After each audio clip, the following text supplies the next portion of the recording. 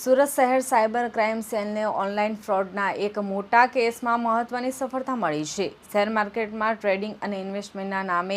26,20,000 રૂપિયાની છેતરપિંડી કરનાર આંતરરાજ્ય ગેંગના 5 આરોપીઓને પોલીસે ઝડપી પાડ્યા છે। ટેકનિકલ એનાલિસિસ, નાણાકીય ટ્રેલિંગ અને ડિજિટલ પુરાવાના આધારે આ કાર્યવાહી કરવામાં આવી છે।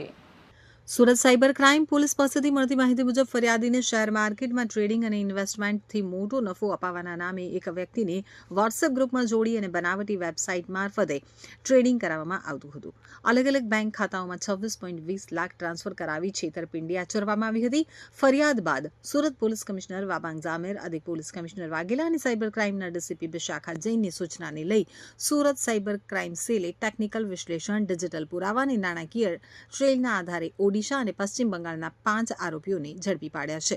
ઝડપાયેલા આરોપીઓમાં રંજન ઉર્ફે સુનિલ પુરાણ, ખલારી સુભાષચંદ્ર દયાનિધિ રાવલુ, કૃષ્ણા કુંભાર ઉર્ફે કિશન ગજેન્દ્ર કુંભાર, SK આલમગીરી, અનામત અલી અને બસંતસિંહ ઉર્ફે સિંસર ઉર્ફે બિગ બોસ સંજીતસિંહને ઝડપી પાડી સળિયા પાછળ ધકેલી દીધા હતા। પોલીસ કમિશનર સર સુરત શહેર, અધિક police commissioner sir crime Surat શહેર, નાયબ police commissioner cyber crime cell Surat શહેરનાઓની સૂચના અનુસાર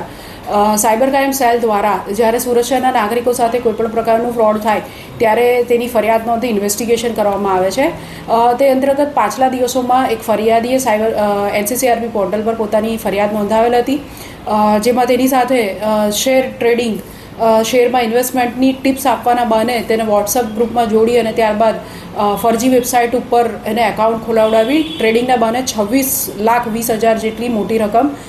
સાયબર ક્રિમિનલ્સ દ્વારા પડાવી લેવામાં આવી હતી। આ FIR નોંધીને સાયબર ક્રાઇમ સેલના PI VD મંડોરા દ્વારા અને તેમની ટીમ દ્વારા આ અંગે ઇન્વેસ્ટિગેશન કરવામાં આવ્યું હતું, જે દરમિયાન જણાવ્યું કે આની અંદર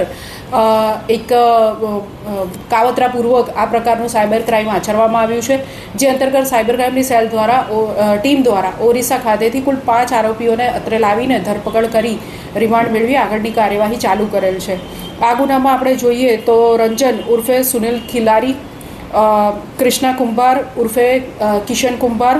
એ બંને જે આરોપીઓ છે તેમણે RRK પબ્લિક બજાર પ્રાઇવેટ લિમિટેડ નામની એક ફરજી ફર્મ બનાવેલી હતી અને એ ફર્મના નામે એ લોકોએ સંયુક્ત જોઈન્ટ જે બેંક એકાઉન્ટ કહેવાય એ ખોલાવેલું હતું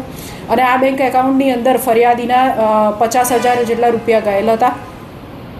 આ બંને જણે આ જે અકાઉન્ટ છે એ ખોલીને એને કમિશનથી સુભાષચંદ્ર દયાનિધિને તથા SK આલમગીર નામના ઉપરના લેવલના જે ક્રિમિનલ છે એમને આપેલ હતું, જે લોકો આ રીતના મ્યુલ અકાઉન્ટ પ્રોવાઈડ કરવાના ગુનાઓમાં સંકળાયેલા છે, આ પ્રકારની એમો ધરાવે છે અને આ બંને ઈસમોએ જે કમિશન છે એ લઈને બસંતસિંહ નામના એક આગળના જે ક્રિમિનલ છે એને આ અકાઉન્ટ ભાડે આપેલ હતું। આ તમામની સાયબર ક્રાઇમ સેલ દ્વારા ધરપકડ કરવામાં આવી છે અને આગળની જે કડી છે વોન્ટેડ આરોપીઓ છે જેમને આ એકાઉન્ટ આપેલું છે તે અંગે પૂછપરછ અને તપાસ સાયબર ક્રાઇમ સેલ દ્વારા કરવામાં આવી રહેલ છે।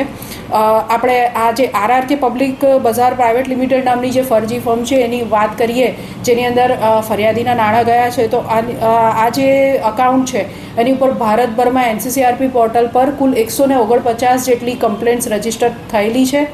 અને સાથે સાથે કુલ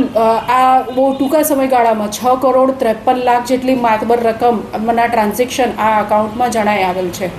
વધુમાં આ જે આરોપીઓનો ગુનાહિત ઇતિહાસ જોઈએ તો આરોપીઓ વિરુદ્ધ વિવિધ પોલીસ સ્ટેશનોમાં સાયબર ક્રાઇમના કુલ 5 ગુના અગાઉથી રજીસ્ટર્ડ થયેલ છે। આ જે ક્રિમિનલ્સ છે તે લોકો આ પ્રકારની જ જે સાયબર ક્રિમિનલને મ્યુલ અકાઉન્ટ પૂરા પાડવા અને એના માટે ફરજી અકાઉન્ટ ખોલાવવા એ પ્રકારની પ્રવૃત્તિઓ સાથે પ્રાથમિક તપાસ દરમિયાન એ લોકો જોડાયેલા હોય એવું જણાઈ આવેલ છે।